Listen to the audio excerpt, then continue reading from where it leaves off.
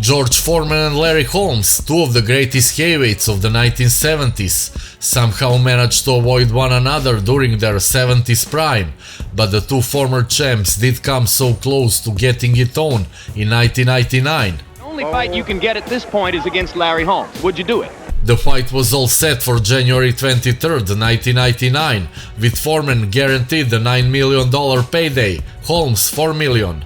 He's not a nice guy like me, I'm a nice guy. But with just days to go, and after both legends had embarked on a press tour to hype the intriguing matchup, Foreman bailed out when promoter Roger Levitt failed to pay George his promised advance. Is it a good thing the two heavyweight fossils never met? Or was boxing history robbed of a fascinating fight between the two men who are today the last surviving contributors to a golden age for the heavyweight division?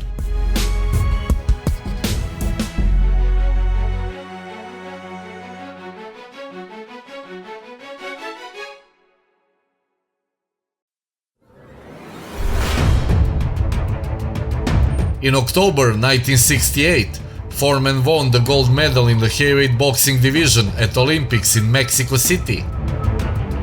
At 6 feet 3 inches and 220 pounds, he went pro, brutalizing opponents with his raw power. On January 22nd, 1973 in Kingston, Big George knocked Frazier down 6 times in 2 rounds before the fight was called. George Foreman is the heavyweight champion of the world!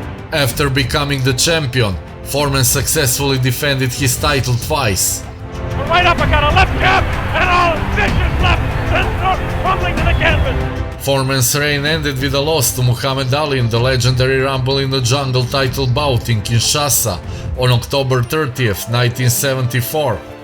He was beaten mentally more than physically. When Foreman lost his next match against Jimmy Young on March 17th, 1977, he put down his boxing gloves and didn't step inside the ring for the next 10 years. Larry Holmes was born on November 3rd, 1949, same year as Foreman. Ernie Butler was the boxing director, and he saw some talent in him and said, look, you should be a fighter. He won 19 of his 22 amateur fights before turning professional at age 24. From 1973 to 1978, Holmes won 28 consecutive bouts and points victory over the feared Ernie Shavers in 1978 opened Holmes a route to fight for the WBC title against Ken Norton. So many people said, I can't do this, I would never beat Kenny Norton, I'd never be heavyweight champion of the world. It was the greatest display of courage we have ever seen in a ring. Holmes rallied late in the 15th to win the round on 2 scorecards and take the title by a split decision. Had Foreman defeated Jimmy Young, we would have seen him fight Holmes in some of the next fights.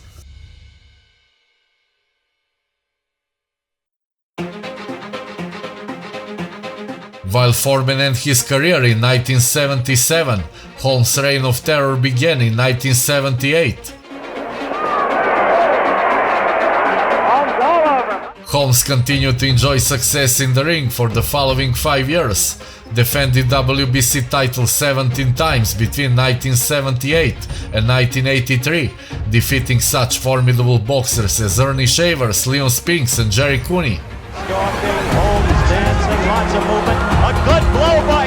Holmes relinquished the WBC title on December 11, 1983 and accepted the IBF title following a dispute with the WBC and promoter Don King.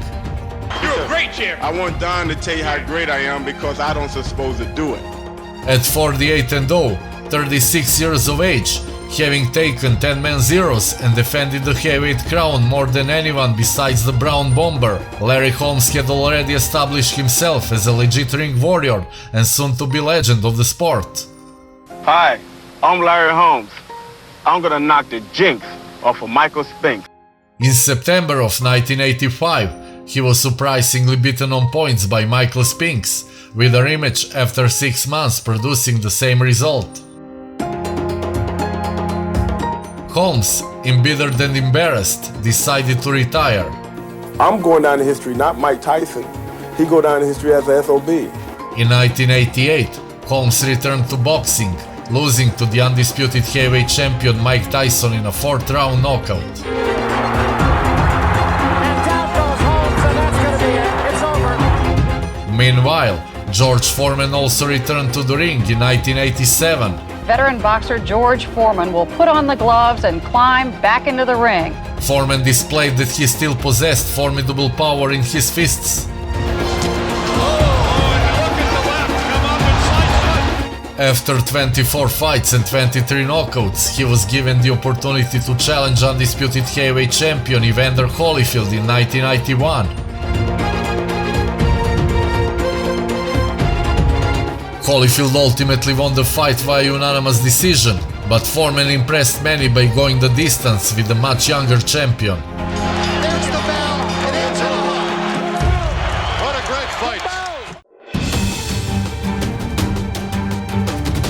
Large success of Foreman's comeback inspired Holmes to return to the ring.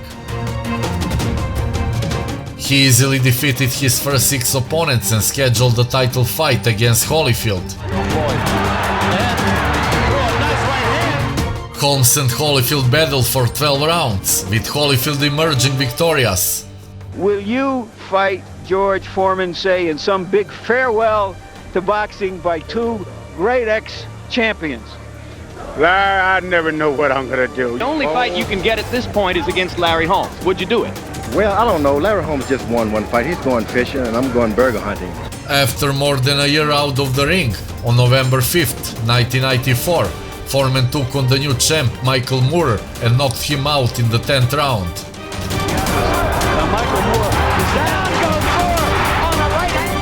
With the victory, at the age of 45, Foreman became the oldest fighter ever to win the heavyweight crown, as well as the boxer with the most time between one world championship and the next.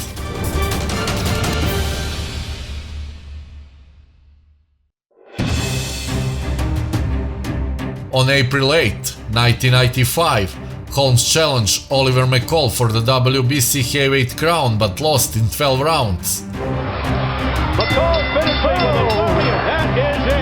Because of the power Foreman still possessed during his comeback, which resulted in some impressive knockouts, not to mention that he won the title from the lineal champ and Holmes didn't. Foreman's comeback is viewed as being more successful than Holmes was.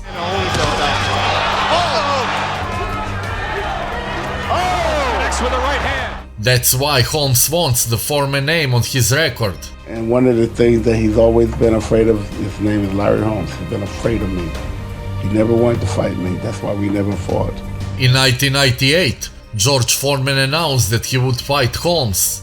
He's not the nice guy, you know. He's not a nice guy like me. I'm a nice guy. The fight was scheduled for January 23rd, 1999 at the Houston Astrodome. He don't like me. And I don't give a darn, and I don't like him. But with just days to go, and after both legends had embarked on a press tour to hype the intriguing matchup, Foreman bailed out when promoter Roger Levitt failed to pay George his promised advance. That fight will be always open for him. You know, he could be 100 years old, but he still want to fight George Foreman. Maybe this fight is better left to the ranks of dream fights, to the imagination of fans. Turn around, George. Come over this way, George. Here I am, George. Follow me this way. Oh, George, here I am. What?